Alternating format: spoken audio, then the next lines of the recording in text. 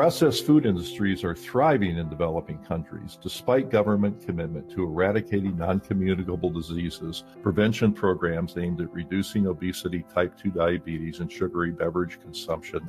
And what's more, political leaders in some countries are reluctant to regulate the marketing and sale of these products, particularly among vulnerable groups like children and the poor. Like me, you might be asking yourself, why? Our guest today is the author of a book, Junk Food Politics: How Beverage and Fast Food Industries Are Reshaping Emerging Economics. Professor Eduardo Gomez, director of the Institute of Health Policy and Politics at Lehigh University, is the author of this new and important book. Welcome to the Leading Voices in Food podcast series. I'm Kelly Brownell, professor of public policy at Duke University and director emeritus of the World Food Policy Center at Duke. So, Eduardo, thanks so much for being with us. I really appreciate you joining us, and I especially appreciate you doing this book. Thank you so much. It's an honor to join you this morning. So let's begin with a basic question. What prompted you to write the book? Great question. It really started, I remember almost the day, and I came across this article written by the New York Times in 2016 that started to talk about the rise and influence of the sugar industry in the U.S. and how they were shaping evidence about the connection between the consumption of sugar and heart disease. For many years in the past, that connection was never emphasized when it came to national dietary recommendations. And this New York Times article really revealed how powerful and influential these industries were in shaping the evidence and policies on the linkages between sugar and heart disease and our consumption of these products. At the same time, I was doing research on obesity policy in Brazil, comparing Brazil to the U.S. and why Brazil was doing better in the areas of nutritional information, prevention, and awareness about childhood obesity. But I also saw that obesity cases were still increasing in Brazil despite these prevention efforts. And at that time, I was also starting to work in Mexico and saw that similar policies in Mexico being implemented on prevention and awareness and national dietary guidelines. But still, we saw a rise in obesity, a rise in adolescent diabetes. And so those two things, the evidence about how industries manipulate data and dietary guidelines, and then how prevention programs are really not achieving their goal of reducing childhood obesity and adolescent diabetes. So those puzzles really motivated me writing this book, to really delve deeper into this question. And that really required not a journal article, but a book that would do an in-depth historical case study analysis of several countries and try to document and do interviews on how these industries are working with government and how government also works with industries in this area of trying to address childhood obesity and type 2 adolescent diabetes. So how did you go about collecting data for the book? I did a qualitative comparative method, which is a bit different, as you know, from most people working in public health and epidemiological studies about childhood obesity and diabetes. What it entailed was a comparative historical analysis of several similar case studies. I chose several cases in the emerging economies that I think reflected the biggest problems with obesity and diabetes in their region. But the goal of the comparison was really to accentuate similarities between cases and also the vast differences and uniquenesses of the cases. I then went about doing the research through document analysis of several different sources, books, articles, policy reports, media news, talking about the issue both in the English language and also in the countries of Brazil and Mexico, the Spanish and Portuguese language. And I did several interviews with activists and researchers in several of these countries, not all of them. And I think bringing together all the different qualitative evidence was very effective in trying to thoroughly address this issue. It's a topic that has not been discussed that much. Bringing together the multiple evidence took a long time. And it produced a wonderfully rich book with lots of interesting information from different sources around the world. I, for one, really appreciate what you've done. So in the book, you have very detailed case studies, as you mentioned, of a number of countries, in particular countries such as Mexico and Brazil, India, Indonesia, China, and South Africa. Let's talk about a few of these countries in particular, and then perhaps we can return to something that you alluded to a moment ago, which is that there are quite striking similarities across the countries. So what did you learn about Mexico? I had lived in Mexico for several years. doing research there. And the fast food culture and industry and the consumption of soda is extremely high. Compared to the US, Mexico's per capita daily consumption of soda is highest, arguably in the world. Coca-Cola played a major role in that. Coca-Cola was in Mexico for many, many years, and the NAFTA free trade agreement facilitated the arrival of Coca-Cola, many other kinds of ultra-processed foods and industries into Mexico. Mexico is one of the world leaders in childhood obesity and type 2 diabetes.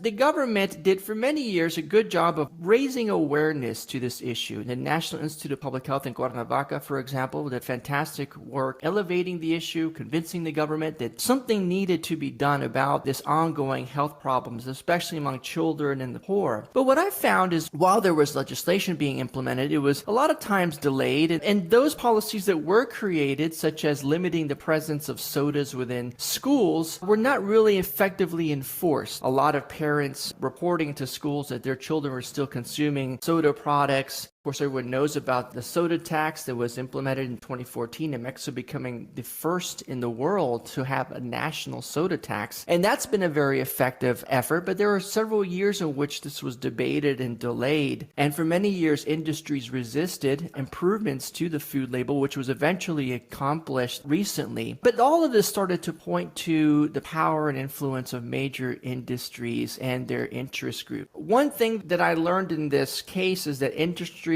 also engage in several partnerships with government to try and take away the focus from regulations and improving food labels, for example. And one partnership is working with government to introduce the importance of exercise in schools. And it's something that we'll see also in the case of China. And so that sort of has taken away attention in addition to the lobbying efforts and funding science and research that sort of questions the efficacy of a soda tax. But one thing that was very important is that presidents also matter and their relationships with industry. One president that really stood out was President Vicente Fox, who was a former Coca-Cola executive for the region, and that sort of facilitated industry's influence within government and sort of influence in connecting with politicians and influencing policy over years. But then later, subsequent presidents like President Enrique Peña Nieto worked with Nestle to address hunger eradication programs in Mexico. And so these partnerships with industry, while they are admirable in trying to eradicate hunger, they also at the same time bring legitimacy to these industries and facilitate their ability to influence policy. And so that was some of the key lessons that I found in Mexico.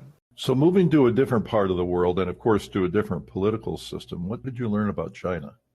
China, of course, has seen a burgeoning growth of the soda and also the fast food chain establishments. And we've also seen a huge increase in childhood obesity and adolescent type 2 diabetes. But what's really striking about this case is that the government has done a great job not only increasing awareness about the challenge, but emphasizing the importance of exercise as a primary way to try and address the issue, and why this particular approach, instead of limiting regulation of sales and access to foods for children and the poor, industry had a major role in trying to emphasize this idea of exercise. And I found that through the International Life Sciences Institute, Coca-Cola and other industries had an influence. And sort of the ILSI found partners within the Ministry of Health who created the ISLI of China. And through these partnerships and these connections between ISLI and major health officials, the idea of emphasizing exercise as a solution started to infiltrate and really shape government legislation. And I cite the excellent work by Susan Grinhold at Harvard, who documented a lot of how this was happening. At the same time, we saw industries partnering with government and the government officials and emphasizing sports and exercise as an approach. But surprisingly, there was really no effort to introduce regulations on advertising and marketing, similar to what we've seen in the US. No effective food regulations or mandates on quality of sugar in products. And so that really was startling given the huge problem that China is having with childhood obesity.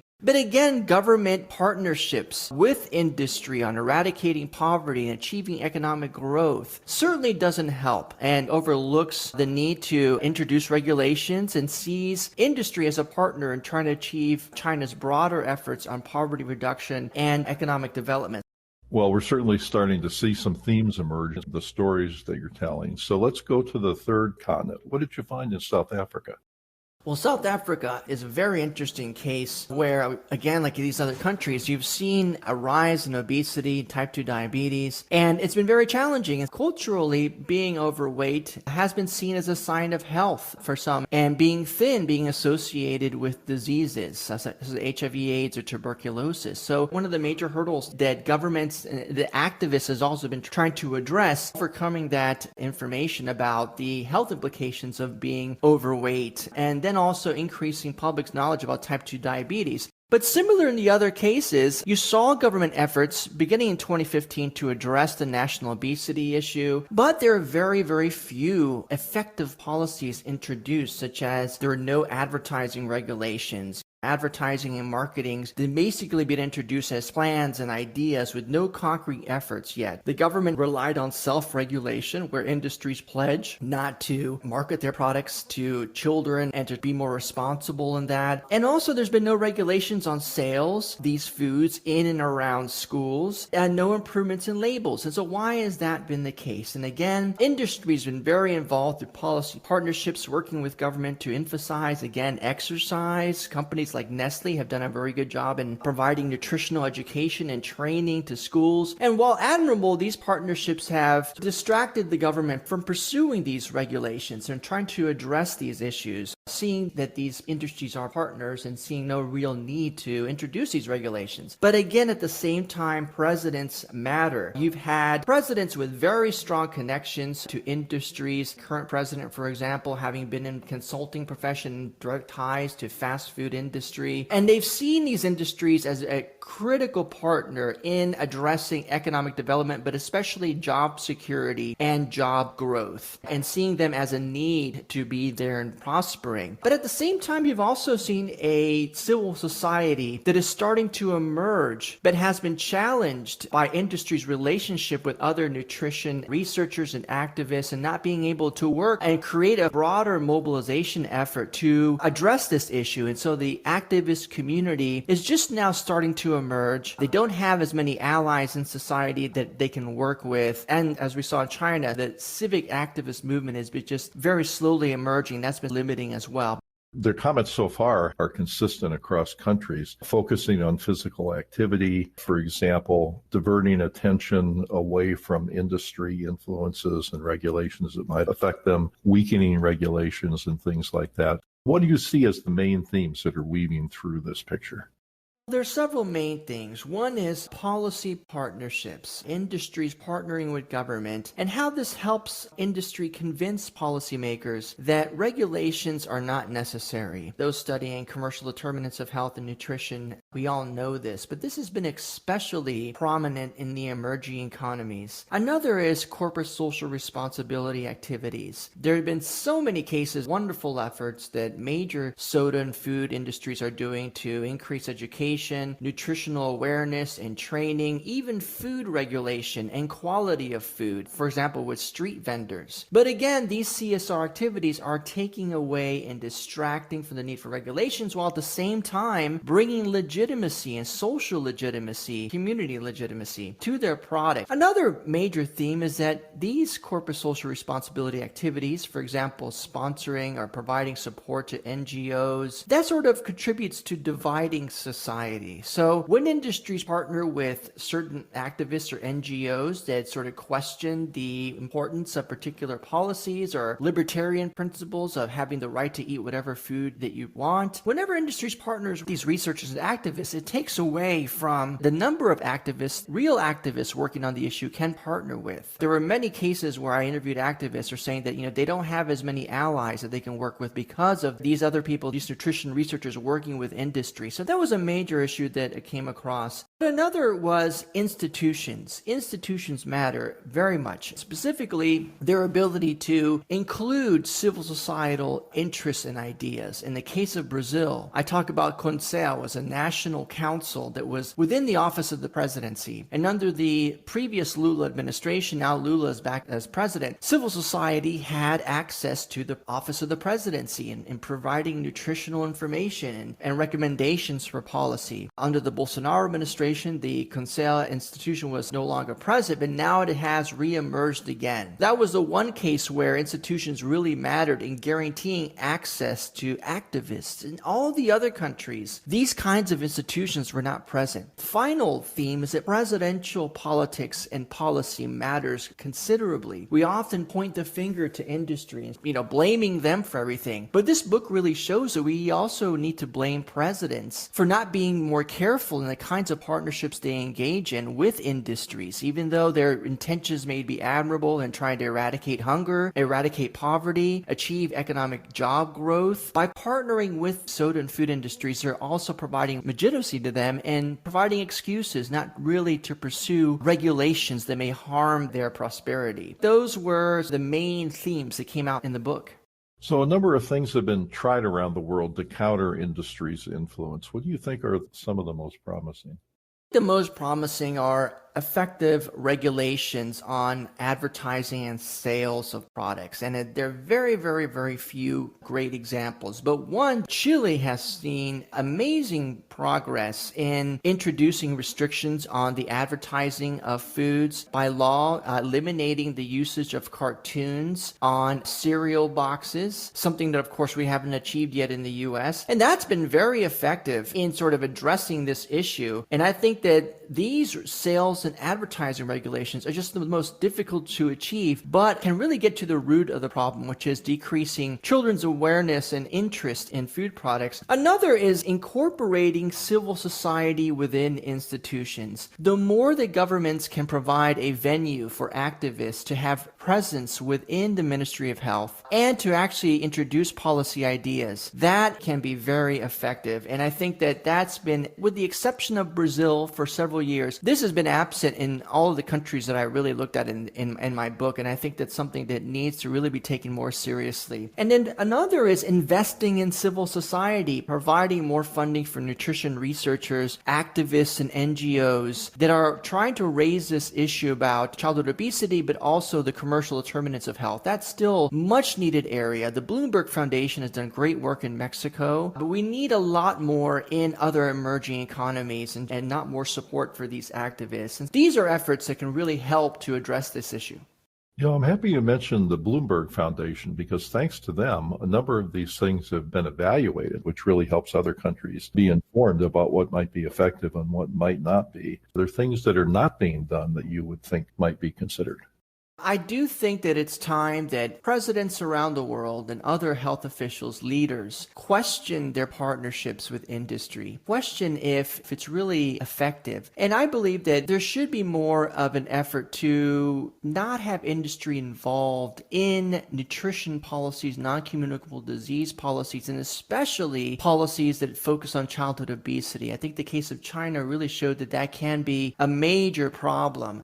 And so I think that, one, political leaders need to take more leadership in reevaluating the effectiveness of these partnerships and if they're appropriate. Another is that laws on regulations of conflict of interest need to be well established. Really, in none of the cases that I looked at are there federal laws and regulations on if industries can contribute money to nutrition conferences, sponsoring of nutrition conferences. In Brazil, they're now starting to address this. But in other countries, this has not really been addressed yet. This is unacceptable when there are industries that have conflict of interest and are supporting nutrition scientists and researchers. So one of the things that really needs to be done is increasing government or foundation support for nutrition scientists in these emerging economies so they are not interested in working with industry. And finally, there just needs to be a lot more of a government commitment to civic inclusion in these kinds of policies. We all know the civil society matters. Of course, government officials will always say, of course, we're listening to civil society. But the evidence on to what extent activists have access to national institutions and policy is very, very scarce. And I'm just not convinced that governments are doing enough to include activists into their national policy discussions in these emerging economies. With the exception, I think, of Mexico now, hopefully with Brazil, the other emerging economies that I talk about in the book really have not achieved it, and I think that needs to be addressed. And these are the issues that really need to be addressed going forward.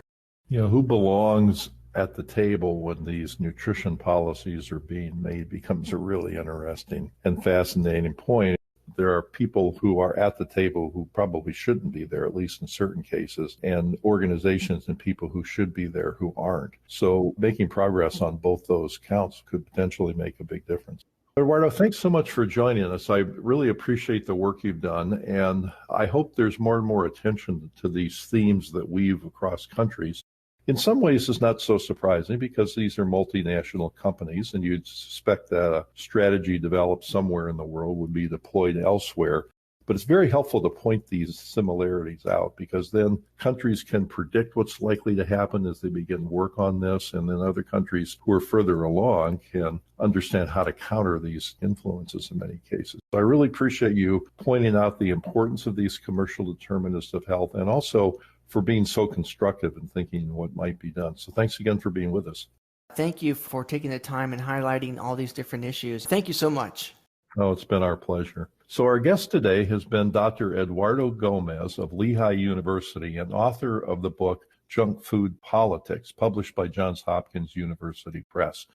Thank you for listening, and a special thanks to Deborah Hill for her capable work as producer of this series. If you'd like to subscribe to the Leading Voices in Food podcast series, you can find it on Apple Podcasts, Google Podcasts, or your favorite podcast app. Podcasts and transcripts are also available on the website of the Duke World Food Policy Center. This is Kelly Brownell.